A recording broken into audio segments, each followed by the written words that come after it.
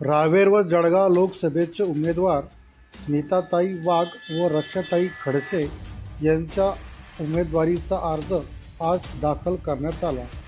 लाखो जनसागराच्या उपस्थितीमध्ये महाराष्ट्र राज्याचे उपमुख्यमंत्री देवेंद्र फडणवीस यांच्या प्रमुख उपस्थितीमध्ये अर्ज दाखल करण्यात आला। यावेळेस जळगाव जिल्ह्यातील सर्व मान्यवर उपस्थित होते।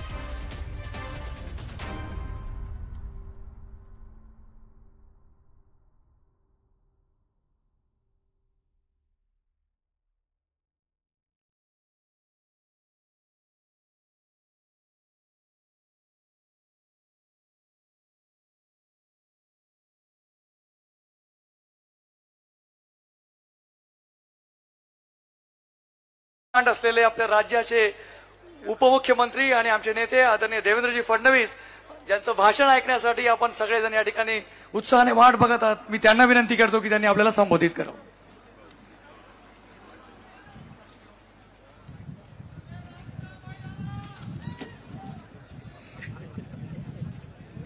अरे बैलाचा अपमान करू नका।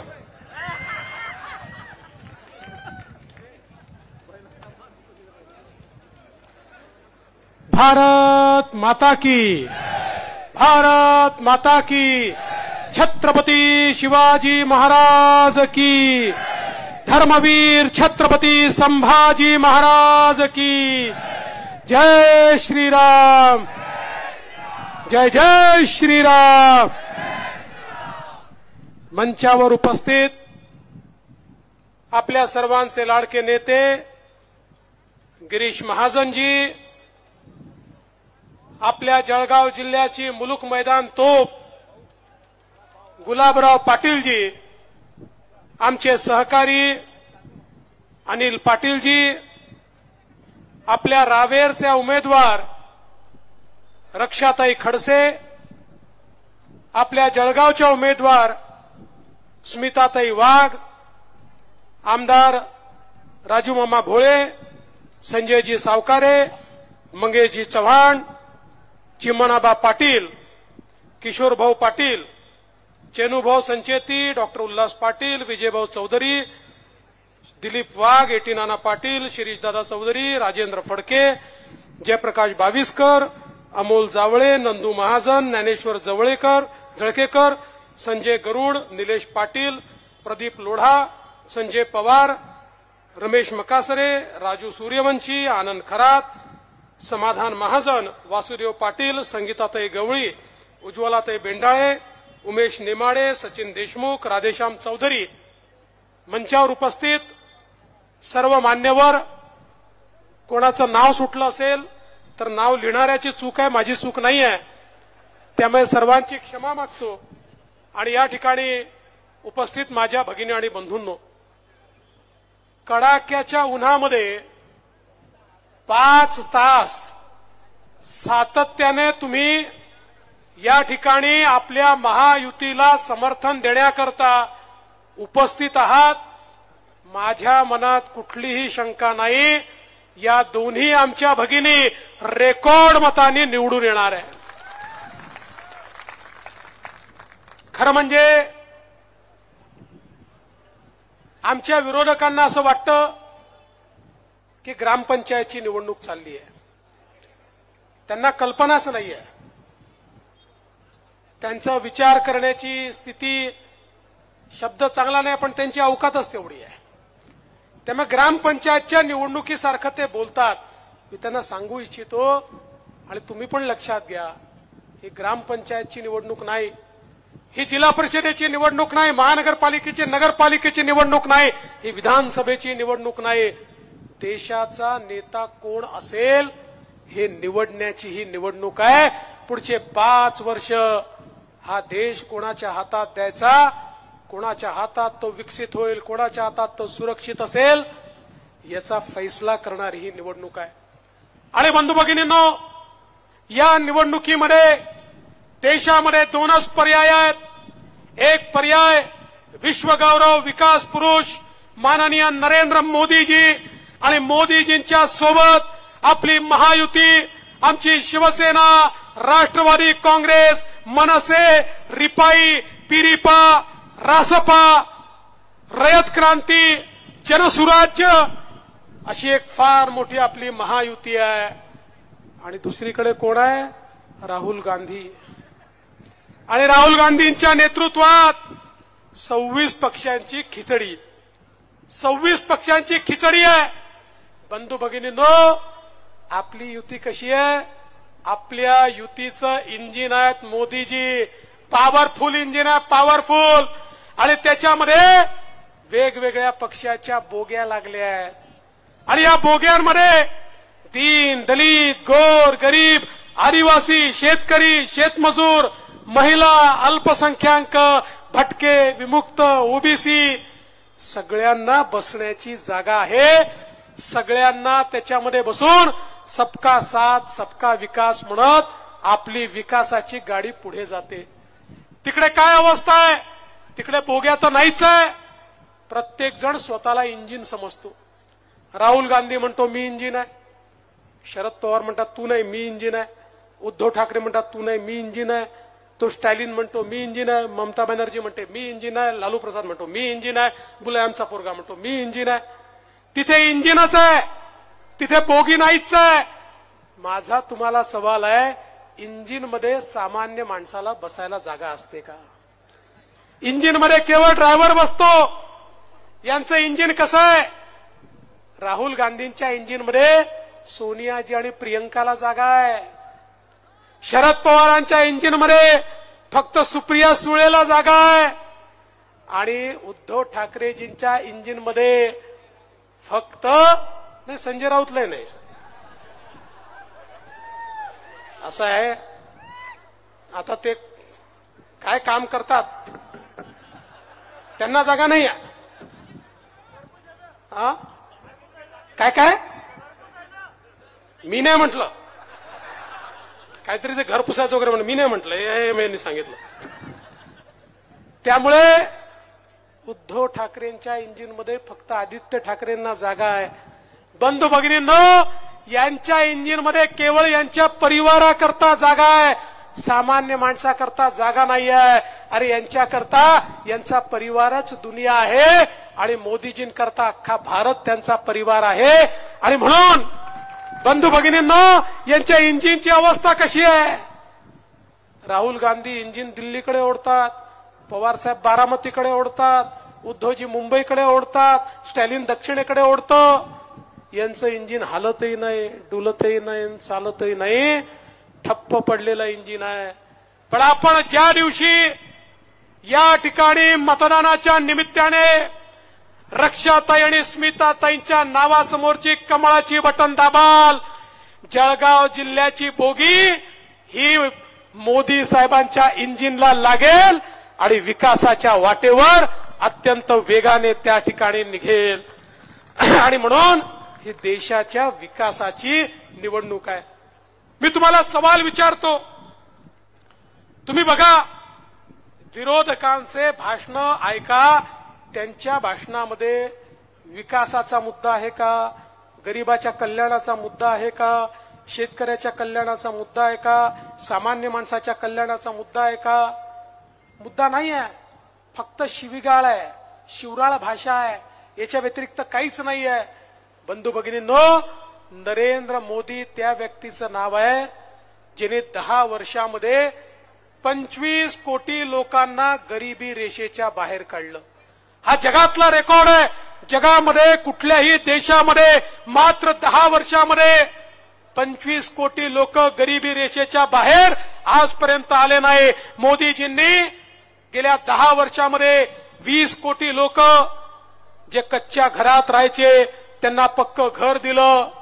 50 कोटी लोक ज्यांच्या घरामध्ये गॅस नव्हता, आया बहिणी चुलीवर स्वयंपाक करायच्या, त्यांना गॅस दिला. 55 कोटी लोक ज्यांच्या घरामध्ये शौचालय नव्हतं त्यांना शौचालय दिलं. 60 कोटी लोक ज्यांच्या घरामध्ये शुद्ध पिण्याचं पाणी नव्हतं, ज्यांच्या घरच्या आया बहिणींना हंडा घेऊन विहिरीवर जावं लागायचं, नाहीतर त्या ठिकाणी कुठेतरी नदीवर जावं लागायचं, त्यांच्या घरी स्वच्छ पिण्याचं पाणी पोहोचलं. आपल्या महाराष्ट्रामध्ये आमच्या गुलाब भाऊंकडे जबाबदारी होती. आपल्या महाराष्ट्रामध्ये देखील घरोघरी पाणी पोहोचलं. बंधू भगिनींनो, 55 कोटी लोकांना मोदीजींनी आयुष्यमान भारतच्या अंतर्गत त्या ठिकाणी मोफत इलाज दिला. 60 कोटी लोकांना, तरुणांना मुद्राच्या अंतर्गत लोन दिलं. 10 लाखापर्यंतचं लोन मिळालं. तारण नाही, गॅरंटर नाही, आणि सांगताना आनंद वाटतो. या 60 कोटीमध्ये 31 कोटी आमच्या आया बहिणी आहेत की ज्यांना ते लोन मिळालं आणि त्या आपल्या पायावर या ठिकाणी उभ्या राहिल्या.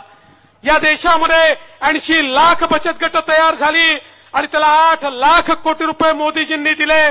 आज आमच्या आया बहिणी पायावर उभ्या राहत आहेत. आणि आता मोदीजींनी सांगितलं एकीकडे मुद्राचं लोन 10 लाखावरनं 20 लाख होईल आणि आमच्या महिला बचत गटांना ज्या वस्तू त्या तयार करतात त्या वस्तूंकरता एअरपोर्ट असेल, रेल्वे स्टेशन असेल, बस स्टेशन असेल, सर्व ठिकाणी त्यांच्याकरता जागा आरक्षित ठेवली जाईल आणि त्यांच्या वस्तूंची विक्री होईल.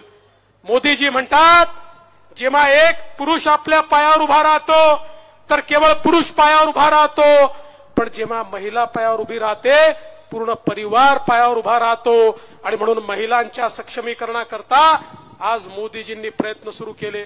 आपण पाहू शकतो आमच्या शेतकऱ्यांना त्या ठिकाणी किसान सन्मान निधी दिला. बंधू भगिनींनो, या ठिकाणी मोठ्या प्रमाणात 6,000 रुपये त्यांनी दिले, 6,000 रुपये आपण दिले.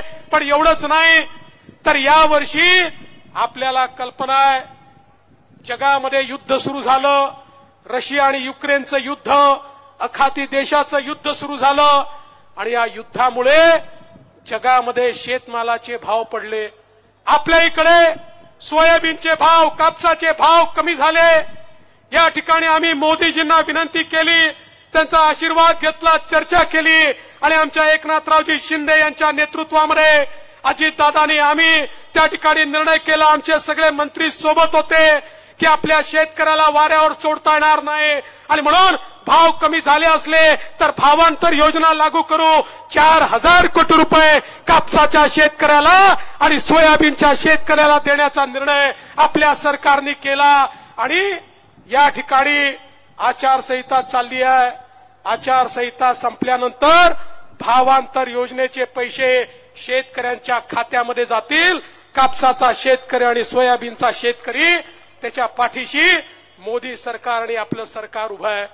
आज या महाराष्ट्रामध्ये मोठ्या प्रमाणात मोदीजींच्या माध्यमातून आपल्या वेगवेगळ्या सिंचनाच्या योजनांना त्या ठिकाणी फायदा मिळाला. आपली निम्न तापीची योजना जी अतिशय महत्वाची योजना आहे, ज्या योजनेमुळे आपला जिल्हा सुजलाम सुफलाम होणार आहे. 4,800 कोटीच्या योजनेला आम्ही मान्यता दिली, केंद्र सरकारकडे पाठवली. रेकॉर्ड वेळेमध्ये केंद्र सरकारने त्याला क्लिअरन्स दिला आणि आता लवकरच त्याचे टेंडर काढून निम्न तापीची योजना देखील आम्ही या ठिकाणी पूर्ण करणार आहोत आणि या जिल्ह्याला सुजलाम सुफलाम करणार आहोत. बंधू भगिनींनो, आमचे गिरीश भाऊ असताना मोठ्या प्रमाणात सिंचनाच्या योजना आपण घेतल्या.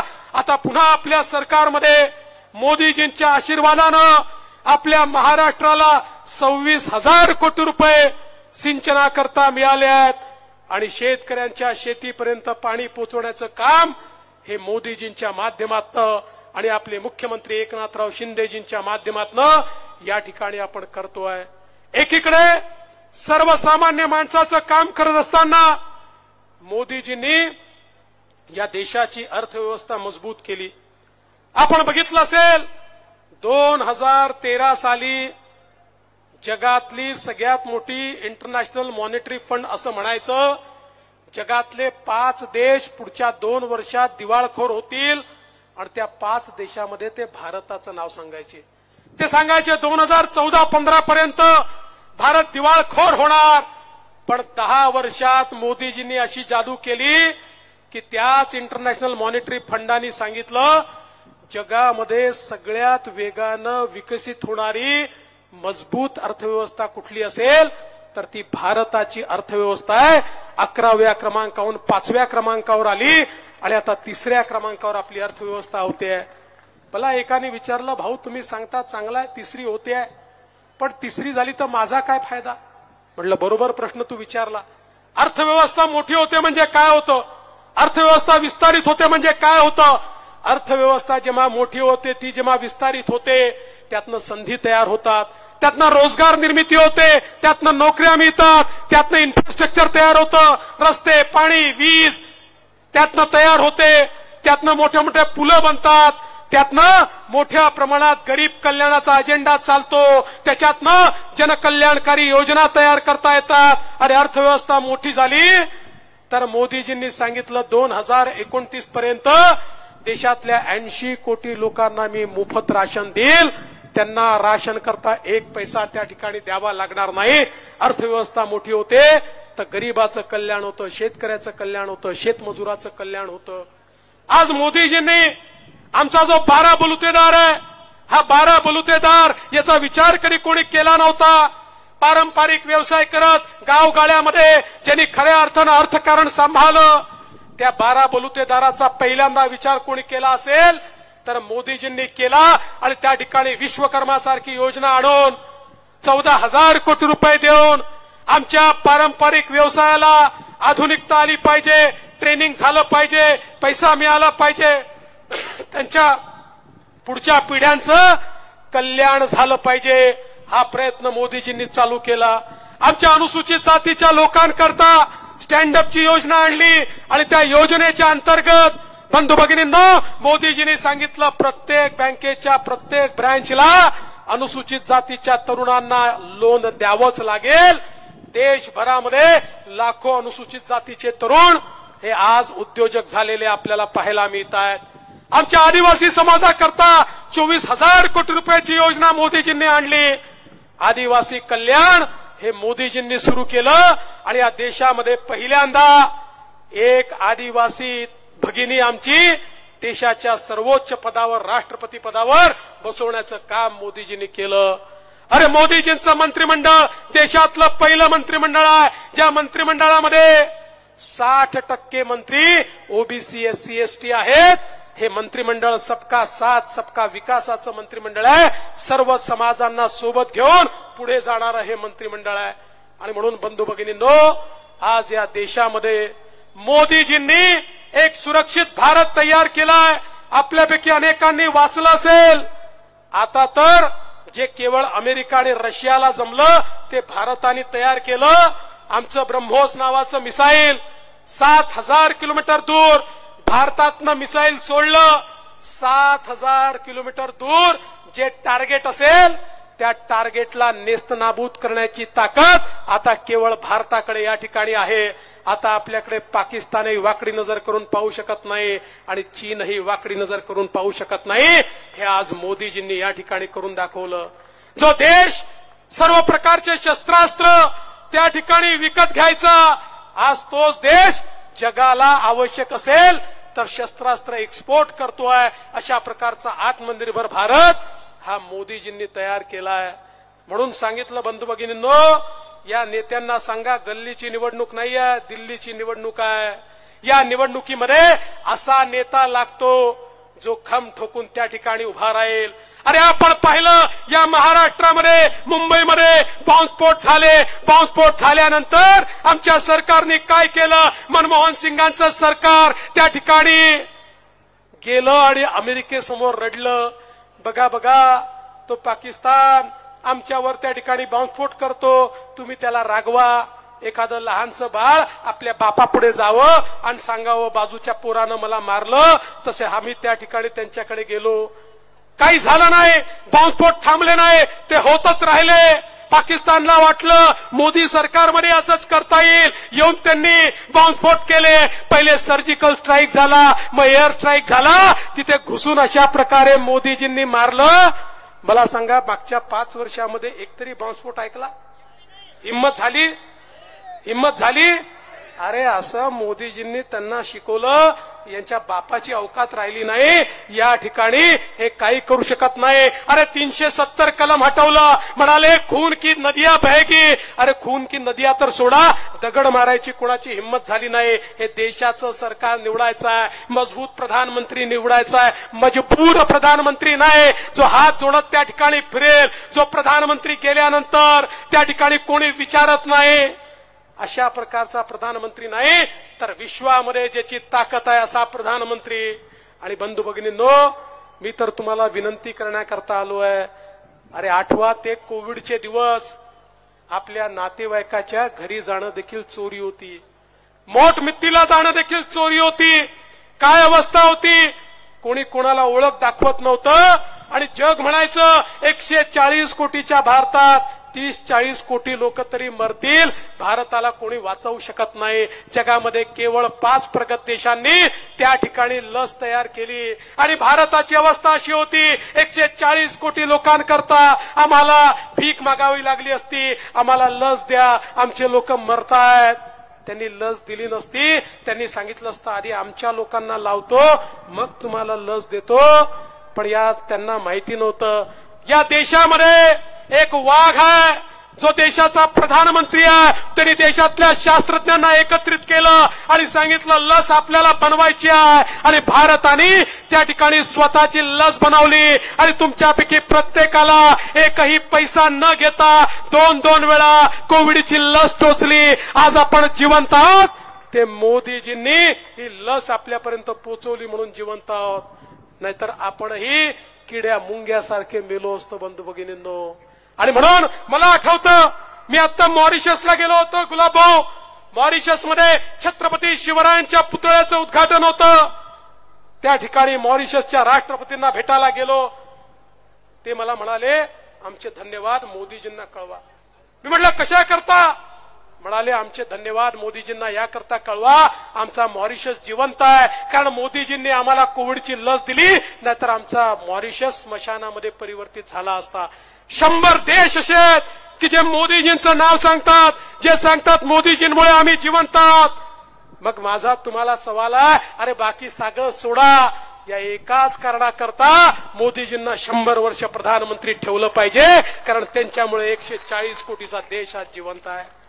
आणि म्हणून तुम्हाला एवढीच विनंती करायला आलो आहे, जळगाव जिल्हा हा भगवा जिल्हा आहे. जळगाव जिल्हा महायुतीच्या पाठीशी उभा राहिलेला जिल्हा आहे. जळगाव जिल्हा हा नेहमीच आम्हाला आशीर्वाद देणारा जिल्हा आहे.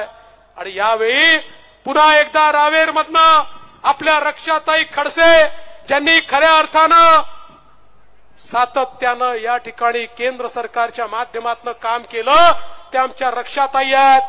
आणि जळगावमधनं स्मिताताई आहेत. स्मिताताईंचा अनुभव आपल्याला माहिती आहे. जिल्हा परिषदेच्या अध्यक्षा म्हणून त्यांनी अख्खा जिल्हा पालथा घातलेला आहे. वर्षानुवर्ष ग्रासरूटचं काम करणाऱ्या स्मिताताई आहेत. आमच्या दोन्ही भगिनी या ठिकाणी आहेत. खरं म्हणजे जळगाव जिल्हा नेहमीच पुढे असतो, कारण 2026 नंतर मोदीजी तर महिला राजच आणणार आहेत. मोदीजींनी सांगितलं 2026 नंतर लोकसभेमध्ये 33% महिला खासदार आणि विधानसभेमध्ये 33% महिला आमदार. तुम्ही पहिलेच तयारी करून टाकली आणि आमच्या दोन्ही महिला खासदारांना आता तुम्ही निवडून देणार आहात. आणि म्हणून 13 तारखेला जेव्हा तुम्ही कमळाची बटन दाबाल, मत केवळ या दोघींना मिळणार नाही, मत थेट मोदीजींना मिळेल. यावेळेचं मत हे भाजपा करता नाही आहे, यावेळेचं मत भारता करता आहे. भारता करता मोदीजींना त्या ठिकाणी पुन्हा प्रधानमंत्री करण्याकरता आपण सगळ्यांनी कमळाचं बटन दाबावं, एवढीच विनंती करतो. आणि माझं बोलणं संपवता एक गोष्ट अजून सांगून जातो.